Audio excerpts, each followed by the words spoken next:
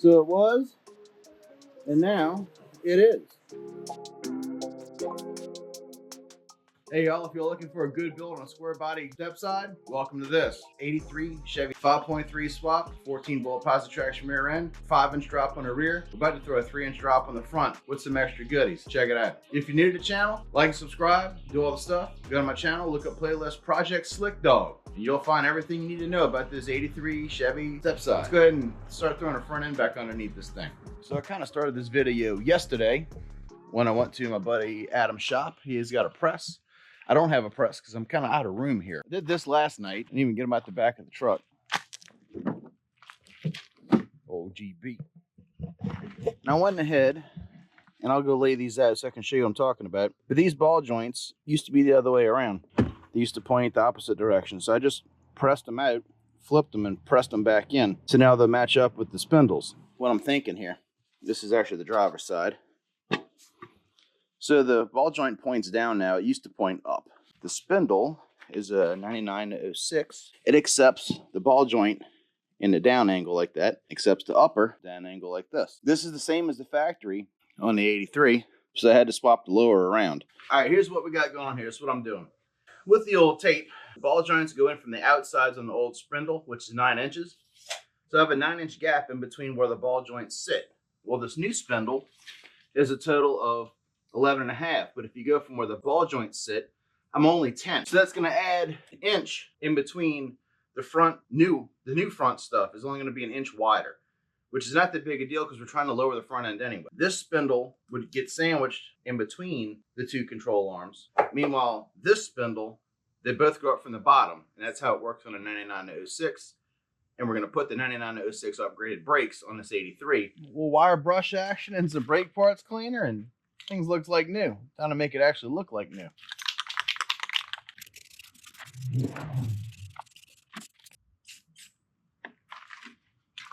Let the sun bake that for a little bit. I'm gonna go put it on the truck.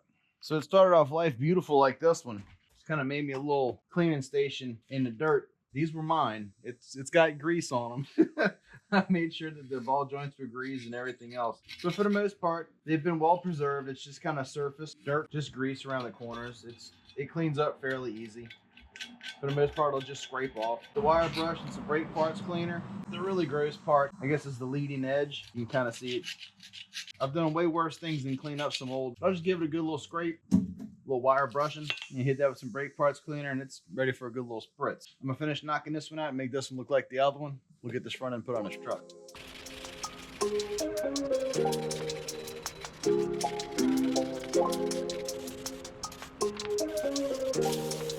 Ready for paint? Spray paint, making parts new again. So I'm gonna let that dry for about 15 minutes. Severe humidity, that's where I live. Dries at a touch of 2 to 4 hours. I'll be back in a couple hours to flip it.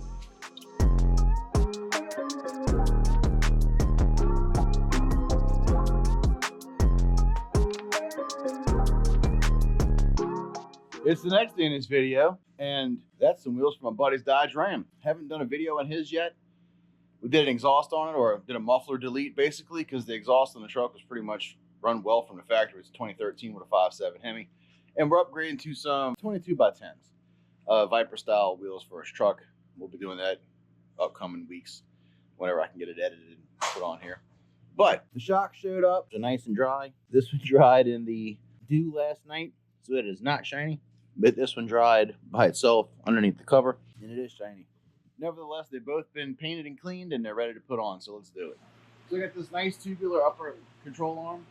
It's got chrome bolts, and it's just a nice piece.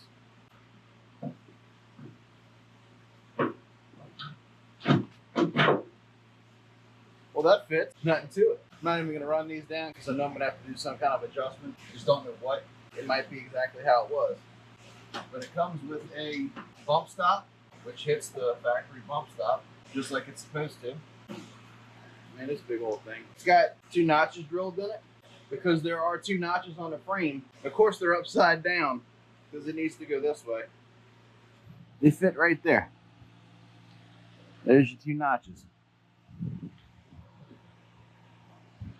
Or at least that one. That fits in here. So let me flip this around and we'll install it. So this is about the only part he couldn't get to when he was redoing the frame on this truck. So I'll just take the wire brush, kind of get the loose stuff off, and hit it with a little coat of paint. And we'll start throwing the lower control arms on. Little degreaser in the cane. On the truck support, push all this in at the same time. There's an indentation, and there's a, I'm not trying to say it, I don't want to say it, but it's a thing that sticks out. It goes in this little hole here. You know, not left-handed. I will turn it all in once I get it lined up. How's that?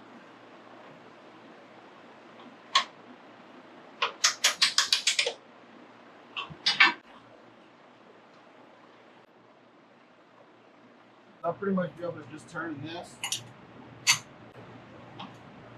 and line the dowel pin. That's a better term. Line up the dowel pin into the pre-drilled hole in the shaft there. Just no way of getting around it. Grab a 7/8 socket and zip these down. So this has been all torqued down to D-torque. That's your new bump stop, and boom, it sits right there. This thing will fully compress. And the upper sits on there.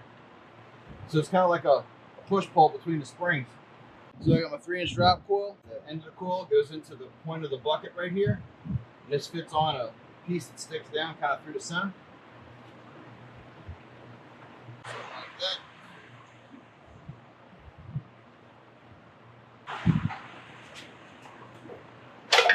that. Don't tell me this is actually going to work. It actually worked. Usually gotta fight something. Never done this before. The lower ball joint should just go right on. It is kind of recessed in there a little bit.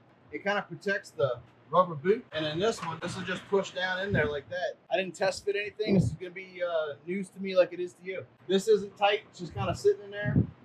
I could put a couple shims in it and see how I gotta rock it, but I'm just kind of test fitting this in the wheels right now. Let's put a spindle on and see what happens. I know rusted thing's cleaned up pretty good. So, that's on. It pivots. The top.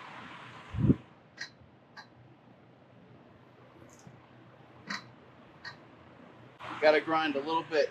So when this goes to pivot, it touches. It'll come out plenty. I'm not worried about that. It's the going in part. It's touching right there. Not taking off much. Just about 1/4 inch to nothing. Give me a little bit of radius to work with.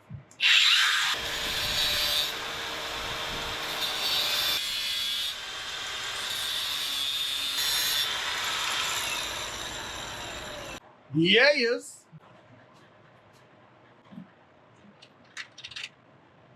Much better. That's all the clearance I needed. So now I can take this upper, put it in its home. Right. So here's the other thing that I thought was going to happen. I have to actually kind of hone the top of this out a little bit. They make a ball joint hone for a drill. It's just a conical shaped wedge. I'm going to pick one of them up, come back, and drill this out a little bit and make this fit. Hey y'all, it is the next week in this video. Cruising the Coast has come and gone. I got a ton of hot rods and burnouts and drag racing to go check out. Playlist, the burnouts and the Cruising the Coast, it'll be there. So, back to Vic's Project SLIK Dogg. The ball joint for the upper is too big to fit through. Can only get it to go this far. It pops out easy, but to get it in, it stops just like right at the end. This one doesn't fit in either, but the bottom one's really good. So, at least I just have these two. And there's a special tool for that. The week I was at cruising kind of worked out because I wasn't just sitting stagnant waiting for this to show up. This is a tapered drill bit. Check this out. It is a 7-degree taper. You see, it's not exactly straight. It's about 3/8 of an inch to about 7/8 of an inch. And this will hone, I think, just wicked looking. Look at that. This, it's about 50 bucks at my favorite place there. Some cheaper, but this one seemed like a better quality and it was closer. It got here sooner. Ordered this, showed up Saturday. Today's Monday. I was doing cruising stuff. Pull the spindle back off. We'll hone it out. I'll put some tape to know the depth, measuring off of the old spindle. That way I go just as far as I need to go. Put the spindle on a truck, put the brakes on a truck, put it back on the ground and see how low it is. Wish I had more counter room, but I don't. So I got the ground. The ground's infinite. On this taper, it's perfect. the upper ball joint needs to get drilled this far, that far. So it's a little bit different. I'm gonna wrap a piece of tape around there so I don't go past the wedge, and I'll drill the outer tie rod end ball joint first and then the upper ball joint. So I got my piece of tape marking where to stop when I drill this out. And I can't really use the plate because it's just a super long bit. But it will self-center, so you get it underneath it, take my time with it, and drill it out.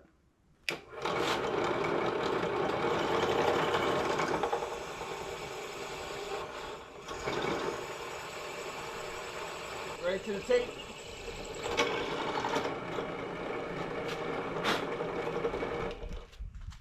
It makes a perfect hoon, all tapered and everything. So I'll go measure the top, drill out the top one, and we're ready to put this on the truck. Man, look at the job that thing does. It's like brand new when it comes through there. So I got all these done, and I'm gonna go ahead and put them on the front of the truck, bolt it all together. Lower ball joint's kind of being supported with the screw jack, and I got the upper ball joint loosely, or upper control arm loosely in place.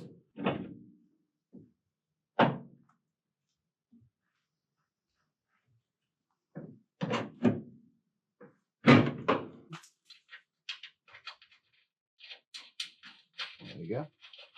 Large castle nut. Off of the truck, I can get it all the way to seat. Now we can stick it all down. Pulls it right up. It's awesome.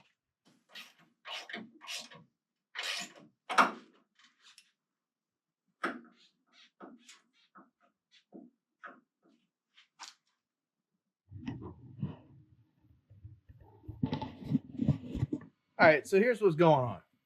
This is DOM tubing, drawn over metal tubing. It's 1/4 inch thick. Outside diameter is 2.25, inside diameter is 1.75. Let me explain. It's been like 3 weeks since I've started this video, and cruising the coast later, here we are. GoPro cut off. But this pipe measures perfect for, here's my ball joint. This is a 4x4 06 ball joint. So remember I took the other one and I pressed it in the top? Well, the spring puts pressure from the top. And it was like hell to press it back out. It was pressed. And I don't think it would have ever come apart. But just in case, because it was pressed in this way, like I said, the spring pushes down, which pushes this back up. So this is going to go in the bottom now. Perfect fit. I just need to press it in. So when the spring presses down, it presses this back up into the cup. So I got it all test fitted. And this side is on. Check that out. That is a 2006 spindle on 1983 front suspension. Now this lower control arm we got, the shock doesn't really line up. It kind of kicks it at a crazy angle. So I'm going to make a bracket for this because I think it'd be better working more straight, not twisting up the bushings. But I mean, to get in there, they got this, and nothing touches it. It clears all the way around. No paint has been rubbed off in the makings of this. Look at that. Close. And it's also down. As it goes up, it'll go farther away. But here we go. We got a 3-inch drop spring and I don't know, maybe an inch or 2 drop spindle. I know the other spindle was kind of farther down, way closer to the nut than this is. So this will give me a little bit of drop and this will give me a little bit of drop. The axle flip in the rear is about a 5-inch and I'm guessing this is about a 4 or 5. So this truck is going to sit nice and square on the ground. I'm going to go ahead and press the ball joint into this cup. See, it gives me a lip in here. This way all the ball joint stops. So this touches the one that they put. And it all just kind of worked out for me. So I'm going to manually, like I said, press that ball joint into there. Then I'm going to kind of cut down to the top of the ball joint all the way across. And give me enough room for the other spindle to go on and wiggle around. So a bunch of this is going to get done off camera, just so I can hurry up and get it over with, but I'll show you the end result, and maybe we can get this thing on the ground by the end of this video.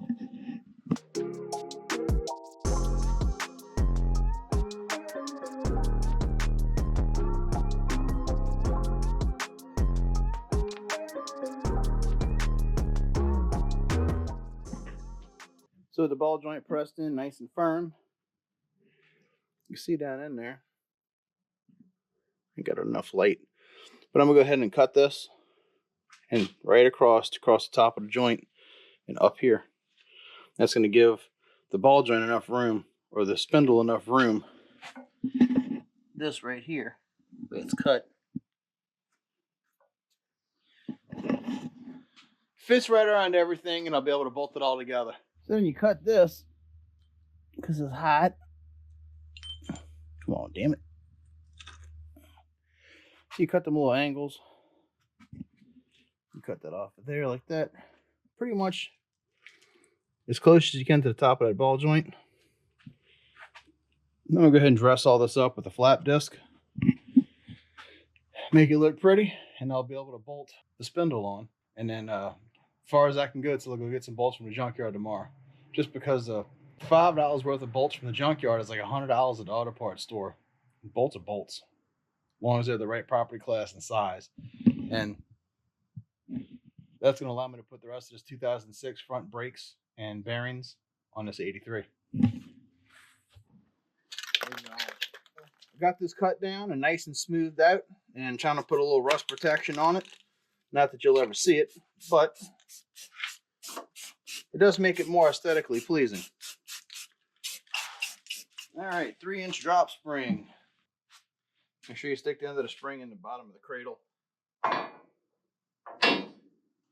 You can feel it kind of lock in.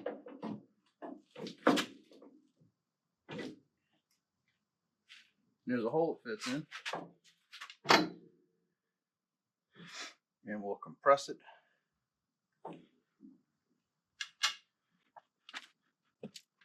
Just enough to where it doesn't pull it off at a lift. So I'll put the greaser in once I'm done.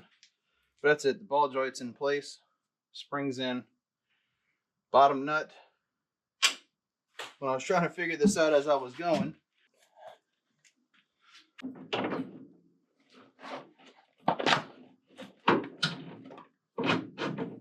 on the bottom and the top. So it all really just kind of fell into place. It makes me feel good about it.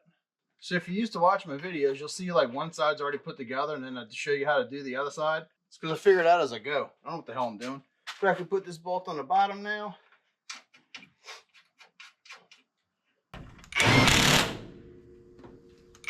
See light right through it. Put the cotter pin in. Yeah.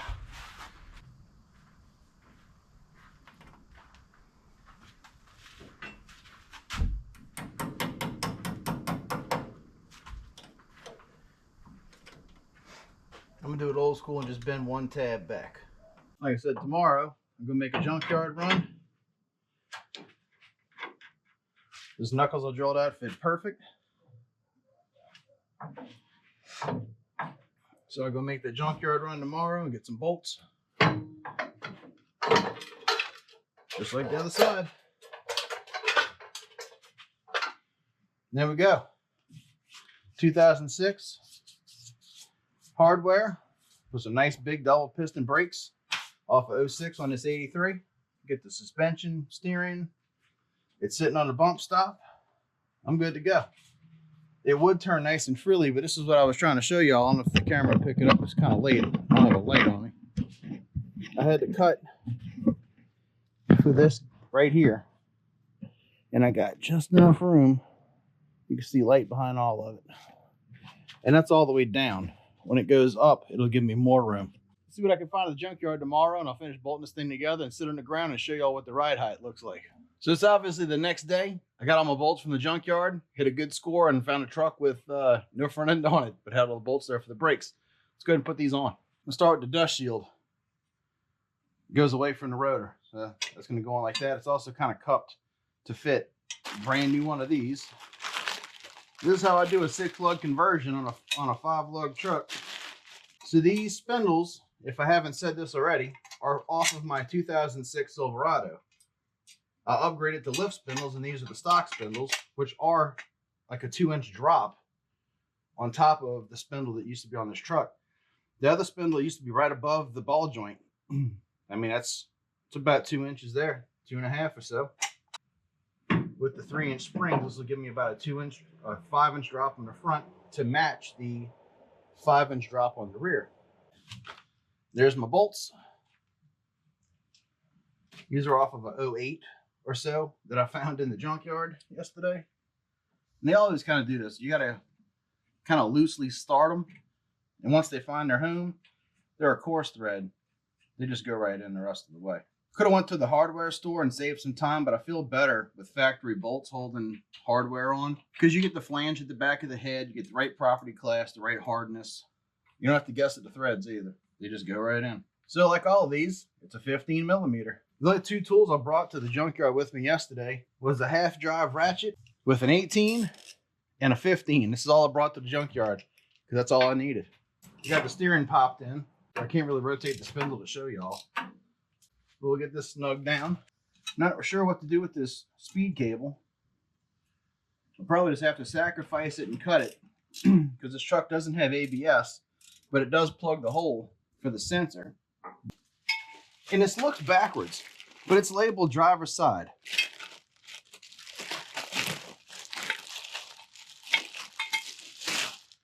You would think you would want to spin to the rear, but it actually spins forward.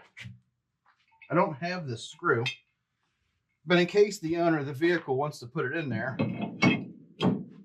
it's there. It's not necessary because the wheel holds it all on. And we can put on the brake bracket. With the factory brake bolts, it's still got the thread locker on them. You can really feel it bite in. Look at that, huh? It's already getting there. That's on tighten. Just go ahead and tighten this bracket up. Thread locker's kicking in. It's not small, it's thin. Call that torqued. Don't forget your new brake springs. So I also have new brake lines. We're not going to attempt to reuse the old ones. We're going to get power brakes on this thing instead of manual brakes. So these just kind of clip in to hold the rotor tight. So on these 06 brakes on this 83, you got a curved one, and you got a square bottom, which that ain't gonna work. That's your backside. So cool. Cross-drilled slided rotors, sealed 6-lug hub bearings to match the 6-lug rear axle, and a caliper. Double pistons on an 83. That ain't factory, but it is. So usually your big brake kits are like $2-3 grand, but you can change all the stuff on your 06 for $200 or $300. It's an upgrade for this truck, so that's what we're doing. We're upgrading to 83. It's got a 99 to 06 5.3 with a 99 to 06 4L60 with 99 to 06 13-inch brakes with a 90s 14-bolt 6-lug heavy half rear end. So the truck matches now. And he's tightened up with an 18 also. So I'm going to run the new brake line here, but let's check the wheels for fitment. I got a 17 by 8.5 to clear this brake. A 16 or a 15 wouldn't fit because the truck naturally came with 17-inch wheels. So let's put the 17 by 8.5 on with a positive 10 offset and see how it fits. And they're not all that heavy either.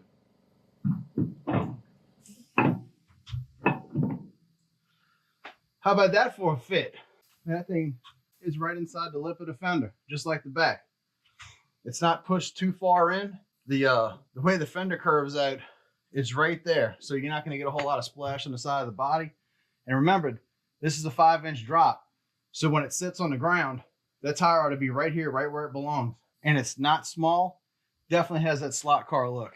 I love how the angle of the wheel also matches the angle of the sidewall. Like this tire, I'm telling you, 2-inch wider tire than your rim, you can't ever go wrong.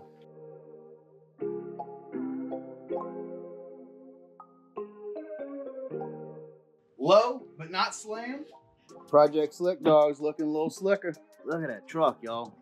The amount of parts in the back has significantly dwindled. I got so much stuff in here, I really can't even show y'all how I want to show you. Oh, the truck is beautiful. Look at them big, fat rims. That's what it's all about. Big, fat rims. Look at that. That is perfect. Nothing rubs, nothing touches. In the front, it's about as wide as you want to go before you start having problems. Man, that back and that front wheel tire fitment. And look at those brakes up inside of there, huh? That's a 17-inch wheel on 17-inch brakes. I am out of room in this little shop, y'all. I gotta do something. That is it. Too much sun, sorry. But that's the fit. Look at that fat back tire, man. Oh, that is amazing. And that front will settle just a little bit once you back it up and pull it forward, but I need to do the brakes first. That's my favorite part. It's hard to fill a step side fender. I think we did it. I mean, for that fact, the front's filled pretty good too. That's how you build a slot truck. Slot cars were always like the coolest little toys, just because it was like the unimaginable fat tires on the ground, but everything still fit, and I think we made it happen. Appreciate y'all watching Modified. I'm gonna do the brakes next week. Stay tuned for that. This is Project SLIK DOGG, 5.3, 4060, 373 positive traction, 17x9 and 17x8.5. And acorns falling all over my roof. Thank y'all for watching. Catch you next time. Later.